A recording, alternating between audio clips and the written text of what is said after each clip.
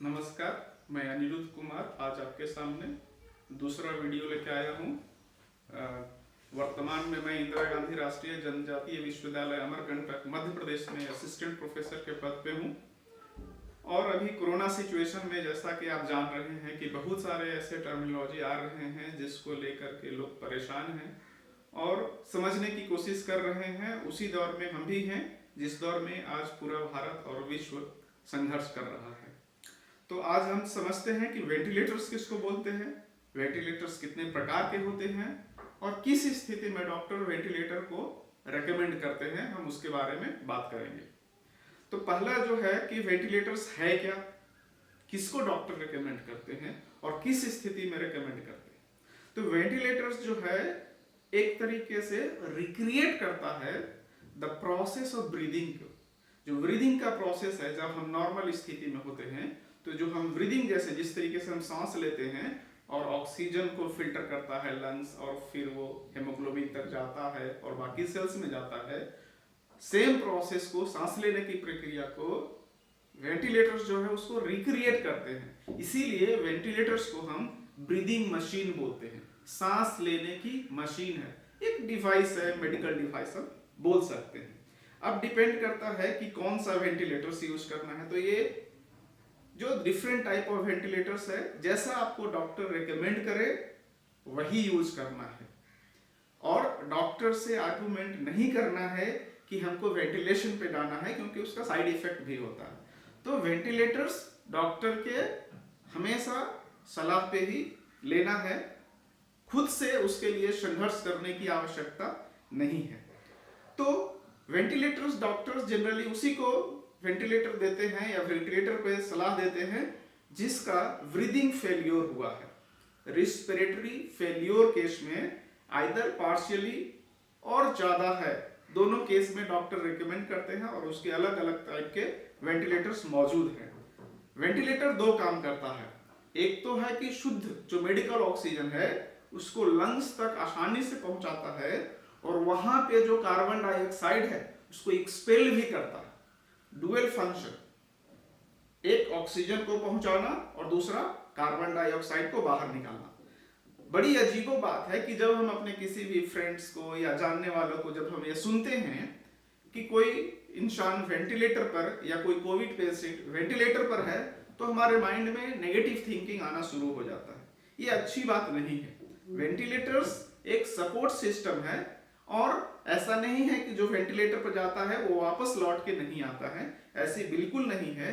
क्योंकि वेंटिलेटर का यूज तो हम कब से यूज करते आ रहे हैं और बहुत सारे बीमारियों में हम यूज करते आए हैं। ऐसा नहीं कि कोविड के केस में हम फर्स्ट टाइम वेंटिलेटर का यूज कर रहे हैं।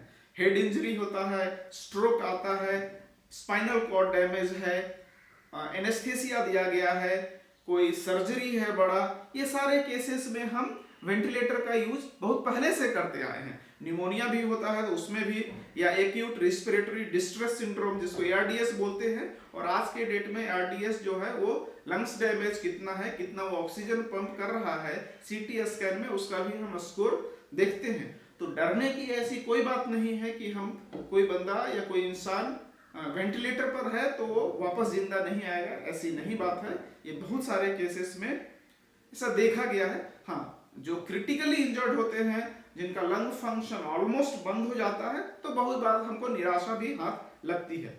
अब ये है कि जो वेंटिलेटर्स का किसको जरूरत है कोरोना के केस में, तो ऐसे देखा गया है कि अप टू 2 to 5% मेरे मतलब जो पेशेंट हैं 2 to 5% लोगों को वेंटिलेटर की आवश्यकता पड़ रही है और उनको ज्यादा पड़ रही है जो फर्स्ट 3 या 4 डेज कोरोना को इग्नोर किए हैं और इन्फेक्शन लंग तक पहुंच गया है।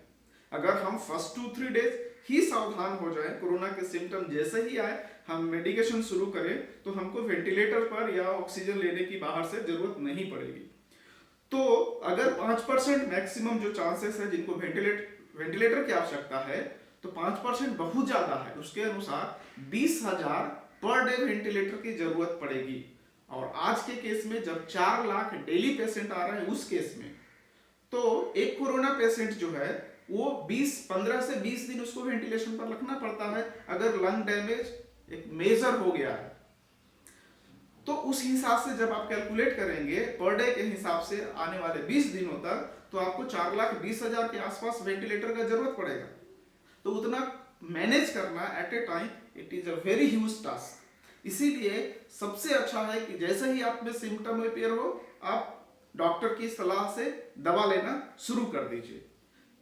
वेंटिलेटर ये तो नॉर्मल है, कोरोना के केस में इतना वेंटिलेटर चाहिए, लेकिन नॉर्मल भी जो रोगी हैं उनमें भी चाहिए। जिसको कैंसर कुछ हो गया है तो उसका सर्जरी में भी यूज होता है, एनेस्थेसिया दिया जाता है तो उसका भी यूज होता है। तो वेंटिलेटर की जो संख्या, जो रिक्वायरमेंट है वो बहुत एस्केलेट हो गया है, डिमांड बहुत बढ़ गया है।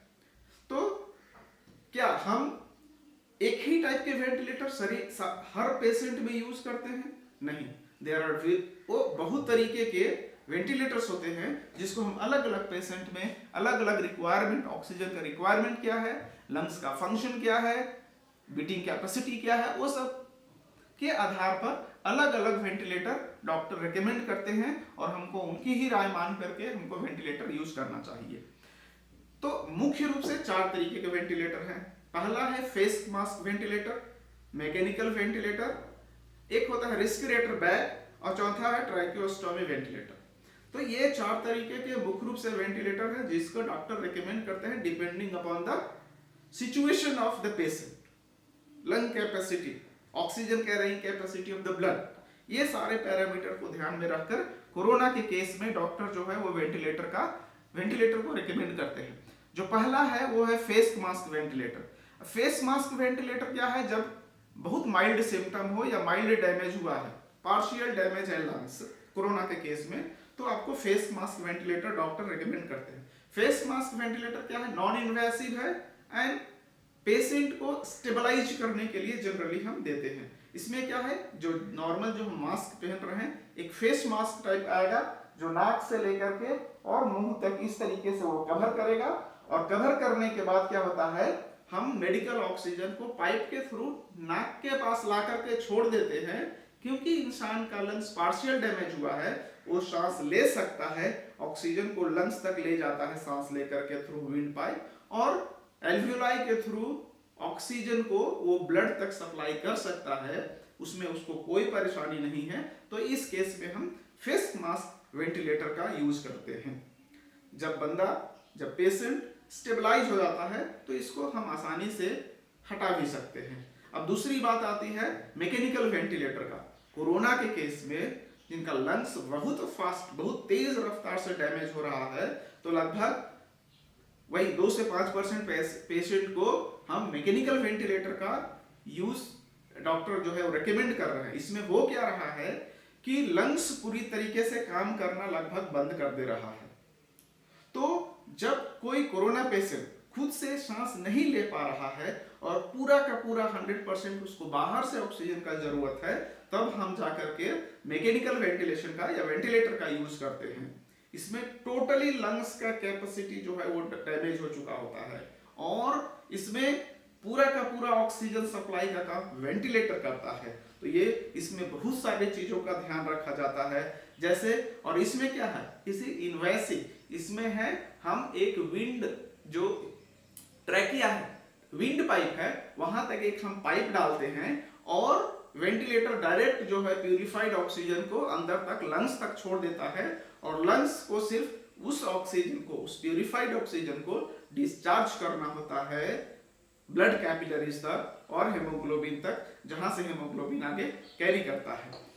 और ये बहुत इसमें ह्यूमिडिटी, टेम्परेचर, अब क्या है कि नाक जो हमारा है और मुंह जो है, ये ऐसा नहीं है कि नाक हमारा सिर्फ सांस लेने में काम आता है, ये टेम्परेचर भी मेंटेन करता है, ह्यूमिडिटी भी मेंटेन करता है। तो इसके लिए एक स्टाफ हमेशा होता है, आपके साथ रहेगा हमेशा, और बहुत ज्यादा मॉनिटर करना पड़ता है। प्रॉब्लम ये है कि इसमें जो नर्सिंग स्टाफ होते हैं जो ये सब चीजों को मॉनिटर करते हैं, चूंकि ये इन्वेसिव है, इसमें पाइप को आपके गले तक विंड पाइप के थ्रू पास करना होता है, तो चांसेस ऑफ उनको भी संक्रमित होने का खतरा बढ़ जाता है। अब है कि हम सपोज कीजिए कि मैकेनिकल वेंटिलेटर पे हैं और पावर कट जाए या कुछ टेक्निकल प्रॉब्लम आ जाए, जैसा कि आज के केस में, कोरोना के केस में दिल्ली के कुछ हॉस्पिटल्स में, मुंबई के कुछ हॉस्पिटल में, और मेरे नेटिव टाउन में भी देखा गया है, गया में मगध मेडिकल कॉलेज है, वहां पे जो ऑक्सीजन सप्लाई पाइपलाइन था उसमें कुछ गड़बड़ी आ गई थी, जिससे बहुत सारे पेशेंट को अपना जान गंवाना पड़ा। तो उस केस में क्या होता है, एक रेस्पिरेटर बैग होता है। रेस्पिरेटर बैग हुआ है जिसमें हम हाथ से उसको स्क्वीज करते हैं। स्क्वीज करने से क्या है, वो ऑक्सीजन को हमारे लंग्स तक जाके छोड़ता है। ये टेम्पररी व्यवस्था है, पावर चला जाए या कुछ प्रॉब्लम हो जाए तो उस केस में एक बार रेस्पिरेटर बैग को वो स्क्वीज करते रहता है और उसके क्या है, अंदर ऑक्सीजन का सप्लाई होते रहता है। जैसे ही पावर आ जाती है या जो प्रॉब्लम था वो सॉल्व हो गया तो रेस्पिरेटर बैग का फिर यूज नहीं होता है। नेक्स्ट वन है जिसको हम ट्रैकियोस्टोमी वेंटिलेटर बोलते हैं। ट्रैकियोस्टोमी वेंटिलेटर जनरली कोरोना के पेशेंट में नहीं यूज हो रहा है। ये क्या होता है, जब किसी भी इंसान का मुंह खोलने में प्रॉब्लम हो, माउथ कैंसर हो गया हो या नोज में, माउथ और नोज हम कह सकते हैं कि when it is not functional, तब इस केस में हम क्या यूज करते हैं, इस केस में हम यूज कर रहे हैं ट्रैकियोस्टोमी वेंटिलेटर।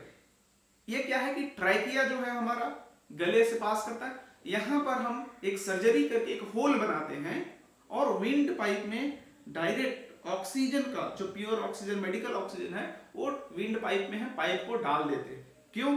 क्योंकि हमारा जो पेशेंट है वो मुंह से, नाक से सांस नहीं ले पा रहा है, हवा को अंदर नहीं लेने में सक्षम नहीं है, इसलिए डायरेक्ट विंड पाइप में हम एक ऑपरेशन करके छोटा सा और डाल देते हैं। तो ये 4 तरीके के मुख्य रूप से हमारा वेंटिलेटर्स जो है हैं, जो डिफरेंट डिजीज में depending upon the recommendation of doctor जो है वो काम करते हैं। अब क्या है कि कुछ कॉम्प्लिकेशंस भी हैं, क्या है कॉम्प्लिकेशन, इसीलिए मैं पहले बताया कि बिना डॉक्टर के रिकमेंडेशन के आप वेंटिलेटर के लिए डॉक्टर से, नर्सेस से, स्टाफ से हॉस्पिटल में झगड़ा नहीं करें। बहुत सारे उसके साइड इफेक्ट भी हो सकते हैं। कोई इंसान अगर लंबे समय तक वेंटिलेटर पे है तो एक चांस बना रहता है कि उसको विंड पाइप में जो सांस नली है उसमें स्लाइवा ना आ जाए, लंग्स डैमेज भी हो सकता है। अगर जो वेंटिलेटर है उसमें ऑक्सीजन का प्रेशर, ऑक्सीजन का लेवल, अगर एक जो टेक्निकल स्टाफ है वो वेल ट्रेंड नहीं है तो pressure and amount of oxygen ये दोनों भी लंग्स को डैमेज कर सकते हैं। एक होता है पल्मोनरी इडेमा, टर्म है जिसमें एयर सैक्स जो होते हैं लंग्स में, जिसको हम एल्वियोलाई बोल रहे हैं, एयर सैक्स में होता है वो फ्लूइड चला जाता है। तो फ्लूइड चला जाएगा तो एल्वियोलाई काम करना बंद कर देता है और इससे आपको कोलैप्स हो सकते हैं आप। दूसरा है न्यूमोथोरैक्स। न्यूमोथोरैक्स टर्म है, इसमें न्यूमोथोरैक्स में क्या होता है, इसमें एयर का ही लीकेज लंग्स में हो जाता है। जनरली एयर कौन लेता है, एल्वियोलाई लेता है, लेकिन एल्वियोलाई के अलावा लंग्स में जब लीकेज हो जाता है तो लंग्स कोलैप्स हो जाता है। इसके अलावा आप लंबे समय तक एक पाइप डाले हुए हैं गला में तो क्या हो जाएगा, उसको छीलने का डर होता है और जिसको हम वोकल कॉर्ड डैमेज बोलते हैं, तो वोकल कॉर्ड आपका डैमेज हो सकता है और जब आप वेंटिलेशन से भी हट जाएंगे तब पर भी आपको बोलने में परेशानी हो सकती है। और एक ये है कि लंग्स बहुत दिन से आपका काम ही नहीं कर रहा है, बहुत ज्यादा आराम कर लिया है, तो लंग्स के मसल जो प्रॉपर 24/7 काम करते थे वो 20 दिन से आराम कर रहे हैं, तो उसमें क्या है कि एक लिथार्जिक हो जाता है। तो इसीलिए जब हम ऑक्सीजन से पेशेंट को हटाते हैं तो थोड़ा फेज वाइज में हटाते हैं और धीरे धीरे हटाते हैं ताकि लंग्स जो है रेज्यूम कर सके अपना फंक्शन को। और ये जो पाइप डालने का जो प्रोसेस है इसको हम इंट्यूबेशन बोलते हैं। अब रिसेंटली क्या हो रहा है, अभी हमको एक मेरे गुरुजन के थ्रू कल एक मैसेज मिला कि बहुत लंबे समय तक जब हम बाहर से ऑक्सीजन सप्लाई कर रहे हैं तो एक रिपोर्ट आया है कि म्यूकरमाइकोसिस हो रहा है। म्यूकरमाइकोसिस जिसको हम ब्लैक फंगस बोल रहे हैं। हम नाक में पाइप लगा हुआ है, मुंह में पाइप लगा हुआ है और नाक, जैसा कि हम बताएं कि नाक का काम सिर्फ ये नहीं है कि सांस लेना, वो ह्यूमिडिटी और टेम्परेचर भी मेंटेन करता है। लेकिन मेडिकल जो ऑक्सीजन हम लेके आ रहे हैं उसमें तो हाइड्रेशन नहीं है, ह्यूमिडिटी नहीं है, तो उसके लिए बाहर से हाइड्रेशन मतलब हम वाटर सप्लाई करते हैं। वो वाटर बड़ा इंपॉर्टेंट हो जाता है कि कहां से आ रहा है। इन जनरल हम ध्यान नहीं देते हैं और नॉर्मल टैप वाटर से या कहीं से पानी ला करके उसको हाइड्रेट करते हैं जो मेडिकल ऑक्सीजन है। इसके कारण क्या हो रहा है, एक फंगस ग्रो हो रहा है जो ब्लैक इन कलर है, पहले नोज में डेवलप होगा और धीरे धीरे उसका मूवमेंट बड़ा फास्ट है। नोज से वो आई में चला जा रहा है और आई से वो ब्रेन, उसका मूवमेंट अपवर्ड ज्यादा देखा गया है। तो आई में जैसे ही आपको अगर नोज में आया ब्लैक स्पॉट, अगर आप उसको ध्यान नहीं दिए, 4 दिन के अंदर वो आई तक पहुंच जा रहा है, 1 वीक के अंदर आपको वो ब्रेन तक पहुंच जा रहा है। आई तक पहुंचा, आई साइट आपको जा सकता है, और अगर ब्रेन तक पहुंच गया, पैरालिसिस हो रहा है, ब्रेन हैमरेज हो रहा है और डेथ बहुत फास्ट हो रहा है। इस केस में जब आपको म्यूकरमाइकोसिस हो जा रहा है, इसका एक आसान तरीका है कि जो वाटर हो रहा है, जो हाइड्रेशन के लिए हम वाटर यूज कर रहे हैं, वो वाटर आइदर डिस्टिल्ड हो नहीं तो सैनिटाइज हो। फुल्ली सैनिटाइज और डिस्टिल्ड वाटर से हम इजीली म्यूकरमाइकोसिस को कंट्रोल कर सकते हैं। अब सवाल उठता है नेक्स्ट जो है कि क्या वेंटिलेशन पर कोई आदमी है 21 दिन के बाद एकदम उछल के चलने लगेगा, दौड़ने लगेगा? ऐसा नहीं है, बहुत सारे सावधानी की जरूरत है। जो बंदा, एक इंसान जो फेस मास्क वेंटिलेटर पर था, जिसको हम सिर्फ स्टेबलाइज करने के लिए रखे थे, वो इंसान को आप हटाएंगे तो कोई ज्यादा साइड इफेक्ट नहीं होगा, आसानी से चल सकता है। लेकिन जब हम मैकेनिकल वेंटिलेटर पे है, जहां हमारा लंग्स पूरी तरीके से काम करना रुक गया था और पूरा हम बाहरी सपोर्ट पे थे, रिक्रिएट कर चुके थे ब्रीदिंग सिस्टम को, उस केस में फेज वाइज में वेंटिलेटर को हटाया जाता है।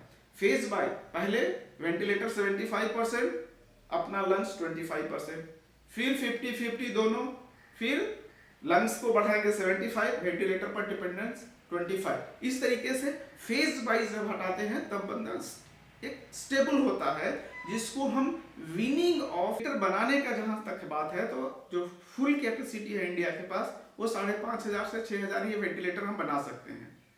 पिछले महीने तो सिर्फ हम 2700 वेंटिलेटर बना पाए थे, क्योंकि टेक्निकल स्टाफ की बहुत कमी है। तो पहले तो टेक्निकल इस स्पीड से अगर हम बनाएंगे तो 7 साल तो हमको लगभग वेंटिलेटर बनाने में ही लगेगा, सिर्फ कोरोना के पेशेंट के लिए। और ऐसा क्यों है? क्योंकि जो मेडिकल इंफ्रास्ट्रक्चर पर जो हम जीडीपी खर्च करते हैं, वो सिर्फ 1% यूज करते हैं। यूएसए 17%, स्विट्जरलैंड लगभग 12%, जर्मनी, फ्रांस, ये सारे 11%, 10% से ज्यादा खर्च करते हैं, और हम सिर्फ 1% खर्च करते हैं। डॉक्टर रिकमेंड क्या कर रहे हैं और साइंटिस्ट का जो एक प्रेडिक्शन है वो ये है कि 80 से 100 गुना ज्यादा वेंटिलेटर की आवश्यकता पड़ सकती है इन फ्यूचर, अगर कोरोना का यही स्पीड रहा तो। इसका मतलब यह हुआ कि हमको 4-4 लाख वेंटिलेटर बनाना पड़ेगा। तो आप इमेजिन कर सकते हैं कि कितना ज्यादा वर्क, टेक्निकल स्टाफ, मनी, सबकी आवश्यकता होगी। अब हमको ये है, और ये प्रॉब्लम इसलिए है कि नॉर्मल केस में तो 2-3 दिन पर बंदा वेंटिलेटर पर होता था, फिर उसको हटा देते थे। कोरोना के केस में तो 15 से 20 दिन वेंटिलेटर पर रखना पड़ रहा। अब है कि वेंटिलेटर पर कॉस्ट भी बहुत मैटर करता है। हम देखते हैं कि वेंटिलेटर पर जाता है तो आदमी सोचता है कि कितना कॉस्ट पड़ेगा। हाँ, it is a costly, per day 1 lakh से 3 लाख तक जा सकता है, डिपेंडिंग अपॉन कि पेशेंट का कंडीशन क्या है। फिर दूसरा ये है कि क्या रेंट पे मिलते हैं वेंटिलेटर? तो यस, रेंट पे भी अवेलेबल होते हैं वेंटिलेटर, लेकिन कोरोना काल में बहुत मुश्किल है रेंट पे वेंटिलेटर लेना, और ये भी कॉस्टली ही होता है। 15 से 20 हजार पर डे रेंट पे भी मिलते हैं। अब है कि एवरेज कॉस्ट, कुछ आदमी जो होते हैं जिनके पास पैसे की कमी नहीं है, वो घर में भी जिसको लंबे समय तक पेशेंट को ऑक्सीजन के खरीद के रखते हैं, और इसका कॉस्ट लगभग 10 लाख ऑन एन एवरेज पड़ता है। आज के लिए इतना ही हमारे तरफ से। लास्ट में हम ये बोलना चाहेंगे, सबसे अच्छी चीज यही होगी कि हम सावधानी बरतें, घर में रहें, अपने और अपने परिवार का ध्यान रखें, मास्क पहने, दूर बाहर निकले तो हमेशा डबल मास्क पहने, और अपने जो परिचित है एटलीस्ट उनसे टेलीफोनिक कन्वर्सेशन में हमेशा रहें। Thank you so much.